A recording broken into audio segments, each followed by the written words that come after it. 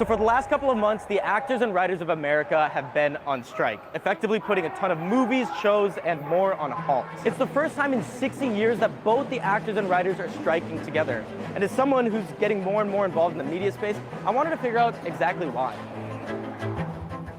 Is it as simple as the actors and writers just want more money?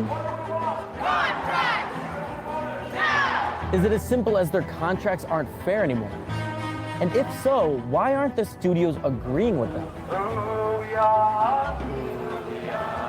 And as someone who believes in the goodness of humanity, I can't accept that this is just because of greed, right? Well, in this video, I'm on the mission to find the full story to why this strike is even happening. Because so far on the internet, there's so many opinions, and I'd like to attempt to be an independent thinker. We talk to a sag-aftra negotiator, look into multiple documents and financials. We scrape the internet to find all the supporters and all the critics to answer the question, what is true and what is not? The journey begins here, answering the question,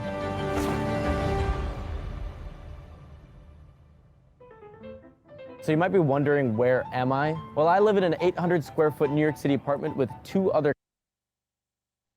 Welcome to a roof that now on further inspection is probably caving in. Let's carry on. On Friday, August 4th, I decided to go to the SAG-AFTRA strike in New York City. All right, we just arrived to the SAG-AFTRA strike. It's a little bit out of my comfort zone. I don't know what to expect. It seems to be right there. What do we do, man? Should we give up? My goal was to find at least one person who was willing to answer some difficult questions. And luckily, I got in touch with Aaron Fritz, an actor. Good. This is my first time at one of the strikes. Okay, I'm Aaron. I said Aaron Tages. Pleasure. Today, though, she's also the strike captain and part of the TV. Hey, look. This is my first time hearing something about a strike captain. I'm gonna assume that's the person that leads the way with the strikes, with the protests. I didn't know that was a thing. This is new to me. Theatrical Negotiation Committee. There couldn't have been a more perfect person to talk to. Hello. Hello. What's your name? My name is Aaron Fritz. For people that don't really know what's going on, what is the root cause of why the strike is happening? Yeah, I mean, I think it's no surprise that the industry has changed drastically over the last several years. Just ask anybody how they consume content today. You know, you're gone are the days of kind of waiting for you must-see TV on Thursday nights and watching broadcast television. The majority of people consume their media through streaming platforms. And with that being said, just as a whole, the numbers have a video that I saw a couple days ago, and it was talking about this specifically. A majority of people are just not watching television anymore. There's more people that are streaming YouTube than Netflix now. That says a lot. And another thing that's crazy is majority of people are streaming YouTube on their TVs and not even on their phone. Our phones is what we typically have in our hand or just around us for the most part. But the fact that people actually come home, kick it, be a group, be a family, whatever, and they're watching user-generated content, because I do. I watch more YouTube than I watch anything. You and I underestimated how much of a disruption that streaming became in this long-standing entertainment industry. For decades, advertisements were the lifeblood of TV and movies. Think about it. When you watch TV on cable, you'd have 3 to 5 ads in between the episode. And go watch a movie in a theater, you're bombarded with 20 ads before the movie even starts. This made associating revenue and that show very easy. It was direct. Let's just say an episode of Criminal Minds usually gets 5 million views. Well, the network can then easily sell ads that are worth 5 million views on that show. So when it comes to paying your actors and writers, well, it was easy. They get a piece of the revenue their show made. And so let's just say that this episode of Criminal Minds runs 5 years later on cable and generates ad revenue. Well, the actors and writers of that episode get paid their percentage. These payments are called residuals, and because actors and writers may not know when exactly their next project is, these become crucial for their income. It's what pays the bills when they're not working or in between projects. And so this model worked great until, well, streaming came along. And what did streaming famously do? Well, it killed the ad business.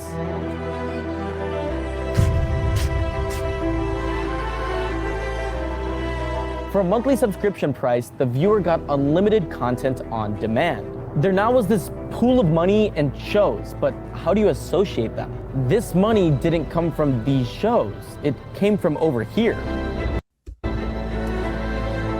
So now in the case that these people rerun this episode of Criminal Minds over and over again, how do we know what money from this pile of subscription cash goes to these actors? And what I've always been trying to figure out is how, like,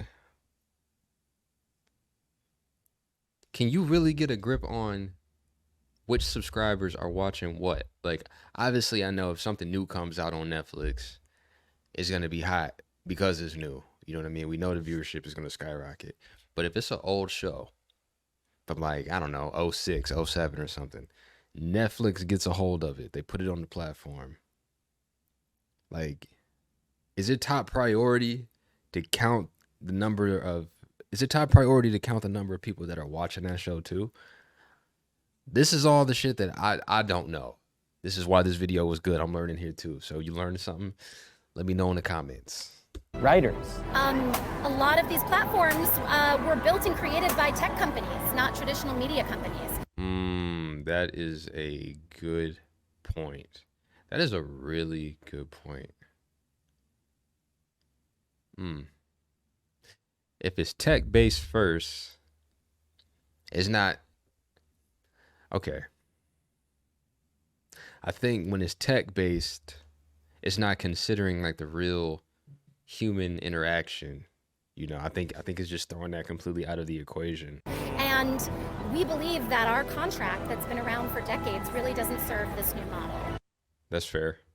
That's fair. Hence why the strike is taking place, and hence why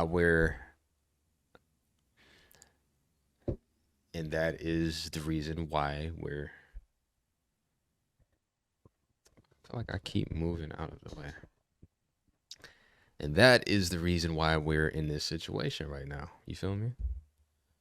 I'm not saying it's bad on her part. I'm just...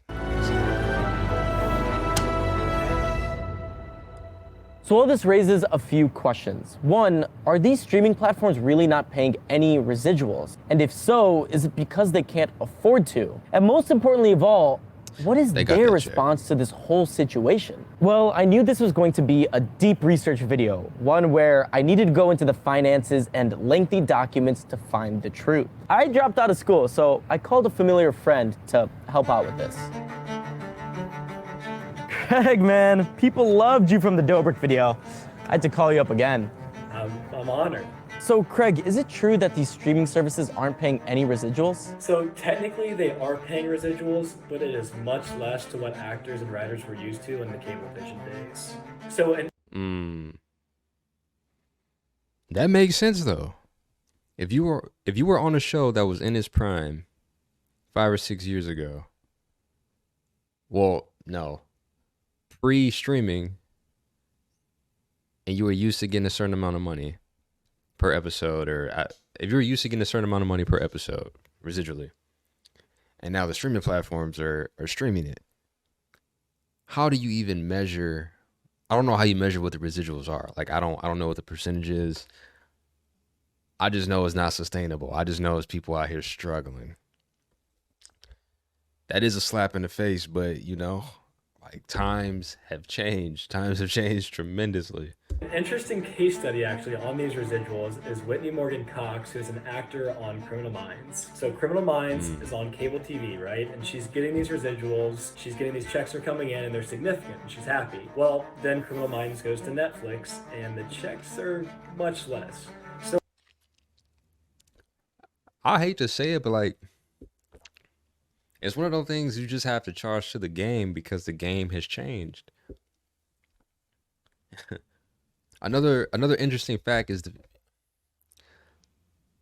another thing that I find so funny is that the average everyday person that's not in Hollywood or just not in entertainment as a whole, they really don't care about actors and actresses struggling financially and trying to find work, you know?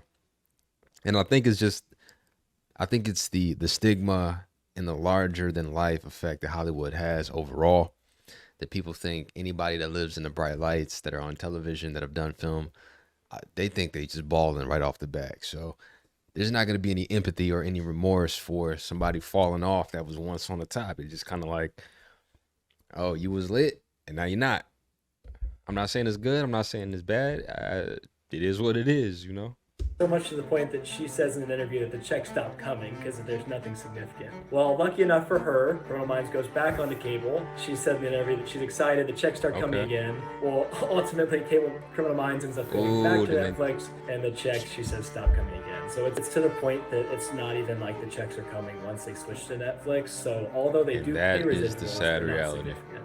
Dang, it's that drastic. I mean, you mentioned Netflix. Is it because they can't afford to? To answer that question, I think we should go to the spreadsheets. Okay, let's check them out. Oh, wait. Give me a second. I need to... Wait, Craig, what are you doing? Oh, give me 1 second. What are these holograms? I learned this a long time ago. I've been in spreadsheets for my whole life. Here. I learned spreadsheets when you did. There you go. First thing I want to walk you through here, Tejas, is Netflix's revenue growth. I went back to 2018 and found that in 2018, $15 billion of revenue, and they've, significantly grown that up until 2022 last year with over $30 billion of revenue. So revenue growth has been great. Yeah, that makes sense. Yeah. Let me get this other graph up. Craig, is this what you learned in Accounting 405? As you can see, Netflix has been profitable. In 2018, they recorded over $1 billion in profits, all the way up to 2022, when they recorded a little bit shy of $5 billion in profits. But didn't they They're dip? actually projected to be well north of $5 billion in profits in 2023. Long story short, Netflix is very profitable. All right, so either way it goes, Netflix is balling out of control, and they got it. They got it. All the studios have it. Paramount has it. Warner Brothers has it. Now, just because they got it, it does not mean that they want to give it up, which is understandable. It's a catch-22, man, and I really empathize with everybody that's in the space, whether you're a person on grip, if you're a second AD, whatever your position is, makeup artists, just. And then even the people that are affected outside of the industry that may cater to sets. Is so many people affected, right?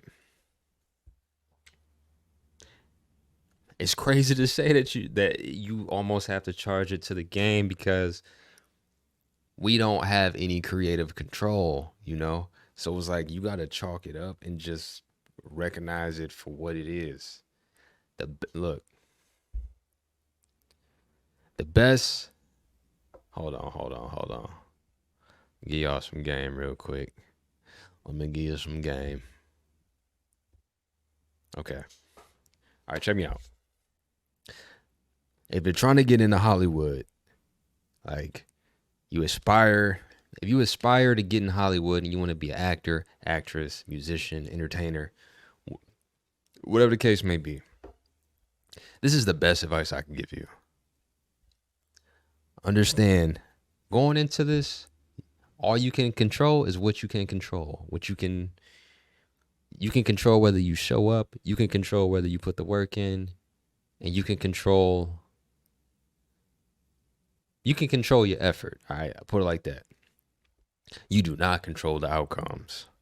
So it's crazy, man. I've been in this game for a minute, not extremely long, but you will find out that you got to earn your stripes. The best advice I could give anybody that's looking to come to Hollywood to try to pursue acting, entertainment, be a musician, okay? We got these social media platforms. Start there. Work on your personal brand. And still pursue acting. Take the classes, study, put your reel together, get some scenes. But just know, you're going to have to do a multitude of things to be able to maintain just financing this shit. I mean, you travel to auditions, all the casting networks that you got to pay subscriptions for, the photo shoots. You can be in a hole for a long time before you actually see some green. So let's be realistic about it, all right? The tool that we have at our fingertips all day, every single day, TikTok, LinkedIn, YouTube, Pinterest, Instagram, Threads, X is no longer Twitter. You got all these tools, man. Whatever it is you're trying to do, you got to go showcase it, market it, put it out in the world. But I don't mean to ramble. I just had to get that point across because, man, all those sad souls that I see come out here, man, and they find out that life ain't sweet, and then they got to go home. I feel for you. I get it. I've been there. This shit is not for the weak. And their revenues continue to grow. Now, although Netflix is profitable, it should be mentioned that it's because they were a first mover. Most other streaming platforms aren't making a profit like this. They're still trying to get as much market share as possible. For example, it's estimated that Peacock is on track to lose $3 billion this year. Okay, so I know Netflix is profitable right now, but one of the main arguments is because of increased competition, they're not going to be able to license other networks. Ooh, he's making a really, really good point. Okay. These studios have the exclusive rights to certain projects. You know what I mean? Like if you got a show and HBO was dropping it, like it's HBO shit in-house. Netflix is not going to be able to finagle that situation unless they pay him a hell of a fee. I don't even know what that would look like. But that's why original content is so crucial, and the increase in all these platforms is making it that much harder because everybody can't be streaming the same shit. What's the point? Content. For example, they can't just get Game of Thrones now, which is owned by HBO, because HBO is just going to put it on their own streaming platform, Max. So doesn't this make production way more expensive? Great question, Tejas. So I've got another spreadsheet. I actually have this one on file. Let me go ahead and give it to you. Yeah, here. Oh, Craig, what? Where are you learning this stuff? As you can see on this graph, I just divided the cost of revenue by the total revenue, and it's weirdly consistent. I mean, I put this on a graph, and you can see it's basically a straight line. All this tells us is that although the cost to produce the content is getting higher, they're able to raise their subscription fees and keep it so that Netflix stays profitable. Wow, really? Who Okay, so wants to keep Netflix is making money and their crazy future amount of looks money bright. But I know on what some of you are subscriptions, thinking. There might not be ads on these shows, but can't That's they my measure issue. the success of them anyway and pay residuals based off of that? For example, let's just say that this show got 5 million views, this one got 3 million views, and this one 2 million. Can't the studios just pay a part of this pool of subscription cash based on those proportions? Well, in theory, yes. These platforms obviously have the data on which shows are successful, but practically, they'll never do that. Why? Well, stakeholders. How much of this problem is that streaming services aren't giving out the numbers like they used to do back in the cable television? Yeah, I mean, they've never, the companies know this information. This is knowable information, viewership, and also value. They know. They've got the algorithms. They just don't want to share. Totally. And why do you think that is? Well, it's a competition. Now, you've got Apple, you've got Amazon. Yo, that is one of the big components, though. Damn, I forgot about Apple. How could I forget about Apple? You got Apple in the mix. You got Hulu, Peacock, Disney. Nobody wants to show their hands. Everybody wants to be in the money. Like nobody wants to show how much money that they lost, especially not to the public, because you showing your competition your hand at the end of the day, and that has everybody at a stalemate. So there's layers on this shit. Amazon, you've got Netflix. So they're all competitors. And so, In order for this to happen, we need to know what these splits are. And unfortunately, these streaming platforms are decentivized to share this because it may drop Makes their sense. share price, or it's going to share information to their competitors that they don't want them to know. My point. That is my point. Exactly. Oh.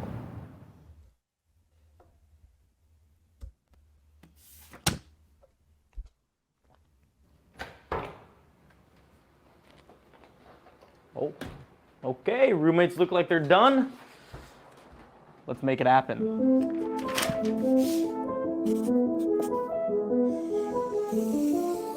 As we know, the advent of streaming killed the ad business, basically the way traditional media ran for decades. And what did this do? Well, it made the career for actors and writers unsustainable. How? For one, something I actually haven't touched on yet is that streaming actually created less opportunity for actors and writers in Hollywood. Vox made this incredible video explaining why specifically, but in summary, streaming made seasons go from 22 episodes down. Oh man, you know what?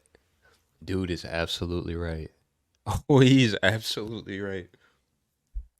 It's crazy because you would think that, I mean, and don't get me wrong, there's still a need for original content across the board on every single last one of these platforms. We know this. But you would think that since there's so many platforms, that there would be a ton of opportunities at the same time. And it's not, yo. They mentioned that the cost of production is going up. And that, like, okay, Law and Order, I think it's been running for, is it 22, 23 seasons? Family Guy, 20-something seasons. Simpsons, I don't need 30-something seasons. The streaming services have the opportunity. They can do a limited series that might be one season, 8 episodes, 10 episodes, or they might do 2 seasons tops. Cut it and then revamp it, rebrand it, and then have a spinoff of that show. So it's like, when you're done, you're done. Look, the show that I'm on right now, I don't even know if I could talk about it. I'm not promoting it, but the show that I'm on right now on the Watch Black Network, the show that I'm on the All Black Network, there's a show that I'm on, I got 2 seasons on the All Black Network. Yeah, like, there's really no capacity for something to go 6 to 7 seasons anymore. Obviously the ones that work out really, really well, the Game of Thrones, some of those bigger titles, they can do that. A lot of these shows, 1 to 2 seasons, quick, and they're done. Down to 8, making actors and writers have to find multiple jobs just to work full I feel that, man. time. And on top of this, they've slowed down things like writers' rooms, where writers were able to learn from more experienced folks like showrunners and producers. Most writers now are just working by themselves in their apartments. There's no room to grow. But more so, this unsustainability comes from a lack of residuals. We learned from Aaron that it's because studios are de-incentivized to share these numbers because of competition, but I knew this couldn't be the only reason. And so far, all we've heard is from the union side. What have the studios said themselves, and what is their response? This is going to be an interesting part too. Hey, shout out to my man for creating this video. This is a really good video, by the way. I got to give kudos to him because it really breaks down everything. There's 3 sides to every story, technically. We're going to get the side of the studios now. And this is the part that I feel like I've been missing because I am an actor. You know, it's kind of like you're thrown. It's kind of like you got to pick sides. You know what I mean? By default. I want to understand both sides. That's just what it is. And if you're an actor, you're an entertainer, you should try to understand both sides too, because it can be lopsided. It got to make sense. But let's check it out. This was one of the hardest parts of this project, finding any response from the AMPTP. Luckily though, Craig was able to find this document in the ocean that we call the... Man, look. For legal purposes, man, and PR, there's nobody that's gonna really come out and try to have a conversation with you. Not on the record. We know that.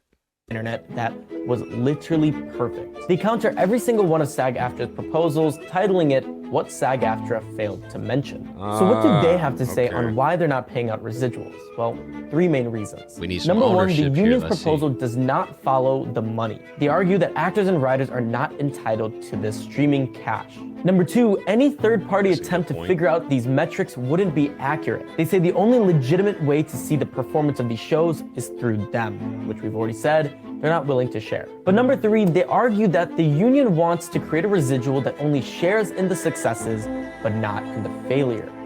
That's not sharing. I'll have this document linked below for those interested in the specifics of these two arguments and all their other rebuttals. But for now, I want to focus on this third one because I find it quite fascinating. It comes down to business philosophy. I remember once hearing about an example of a pencil factory back when I was in school. An employee notices that the company he works for is doing really well. They're making a lot of profit, and he believes he deserves more pay. He believes he deserves a piece of that profit. So he goes up to the owner and says, "I'm the one making these pencils. Without me, all you'd have is just a bunch of graphite and wood. I deserve to be paid more. I deserve a piece of the profit." The owner takes this all in, assures that the employee has done great work. I see where he's going with this, and he's making a really good point. I can't argue with that whatsoever. Not that I'm on either side, you know what I mean? I'm in the middle. I just want to understand both sides. But that's a valid point though, because I think any reasonable person will understand that if you're the party that's taking on a vast majority of the risk, like you're taking risk on IPs, you're taking risk on the producers. Put my lighter away. You're taking a risk on projects that aren't guaranteed to turn a profit. You know what I mean? Some of them are extremely random. Some break through and they're like, "Yo, I had no idea that this was gonna take." Some break through, and it's like, "I had no idea this was gonna happen. This is our golden goose. We gotta ride that wave." And some of you just got some duds. And so what happens when the studio takes on a project? They release it, they do all the promo for it, and it bombs, you know? Like, that's the other side of the coin, which I understand. That's reasonable.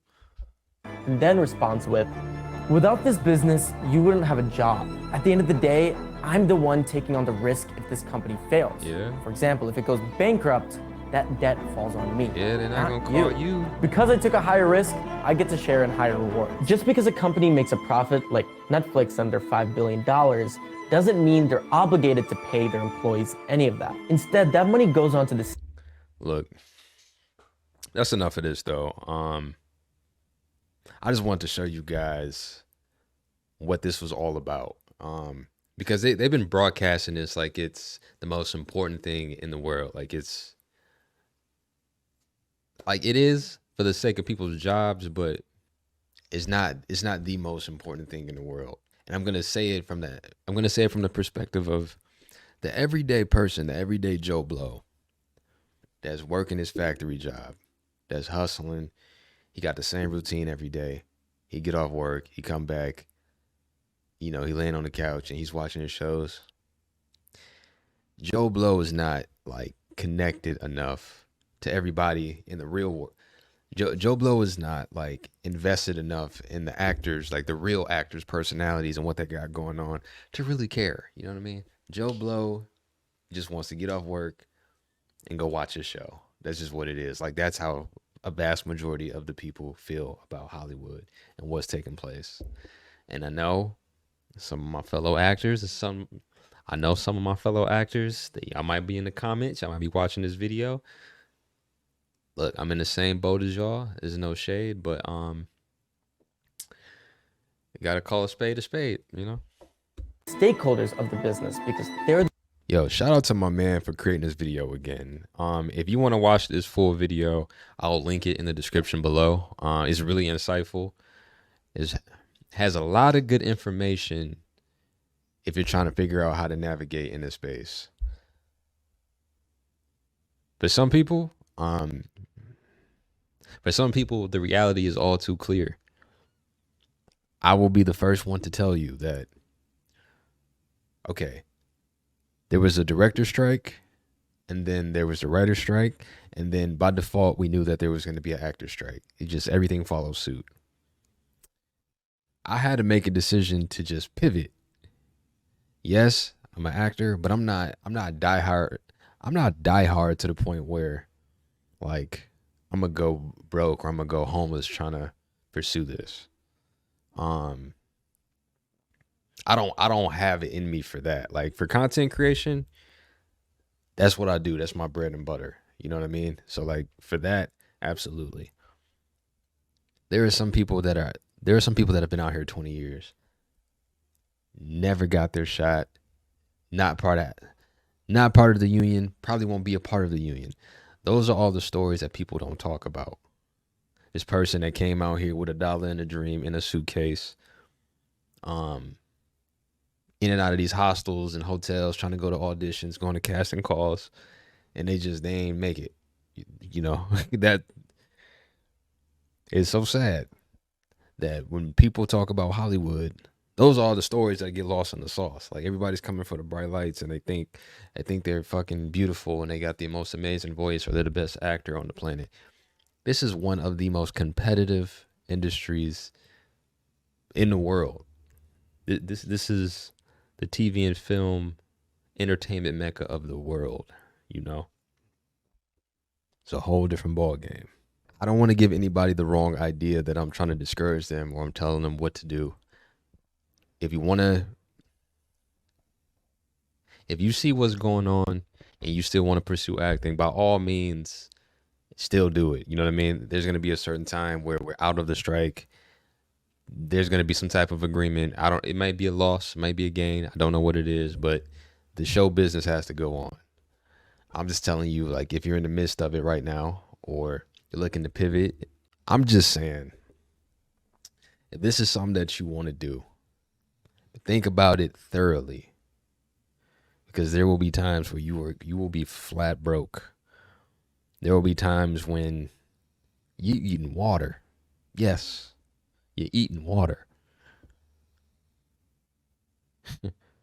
You got to spend your last on the Uber to get you to the audition, and you hoping and praying, you wishing, you got your fingers crossed, like, this is the one I need. You get the call back, and then you don't get it. Like this, you know, when you come out here, kill your ego. Everybody that comes out here thinks they're hot shit. Like, this is the city for that. You will soon find out that you ain't the one. You ain't him. You ain't her. Because it's somebody's in that spot. And if you are that person, if you are the one with the juice, somebody coming for your spot, like, is never ending, you know? Thank you so much for watching. If you learned anything from this video, obviously we were reacting to this gentleman's video, which was amazing. He did such a hell of a job. He did a really, really good job on this video. Shout out to him. Really just wanted to shed some light on this space. This is the space that I'm in. This is the space that you might want to jump into. So you need to be prepared for all the obstacles that come your way. We're also supposedly headed in the direction of another pandemic. I don't know how. You just, like, I don't know, man. At this point, and this is off topic, I think they definitely serve up the problem when there's no problem, and then they try to serve up the solution to follow. And a lot of people fell for it the last time, and it crippled Hollywood. Everybody came back. I can't say everybody. The people that wanted to stick to it came back, and we were back to rolling. And then they hit us with this strike, so that killed everything again. So every time we take some steps forward, they keep knocking us down. I don't know anymore. I'll tell you this, though. The Camp Savage show is in full effect. If you enjoyed this video and if you learned anything, drop it. If you enjoyed this video and if you learned anything from it, man, definitely drop a comment below. If you have any particular questions about how to get into the industry, how do you get your reels done, your headshots, your portfolio, your EPK. If you have any specific questions, drop them in the comments below, and I can make some videos around those. You know, I got y'all. I appreciate y'all for tuning in. Make sure like this video. The Camp Savage show layout is here to stay, and I'm gonna be bringing on some guests too. If I would consider myself to be anything, it would be a connector. I pride myself in being a connector and having really good relationships. I put my relationships on a pedestal. I cultivate them. I check on my people. I'm fortunate enough to say that I know a lot of dope people, and I want to share my platform with them because they have so many insane stories, man. You just firemen, CEOs, people that run hedge funds, people that are publicists, consultants for major artists. I got a little bit of everybody in my network, and I want to share them with you guys, and vice versa, you know? So I'm signing off. Thank you for tuning in. I'll catch you on the next one.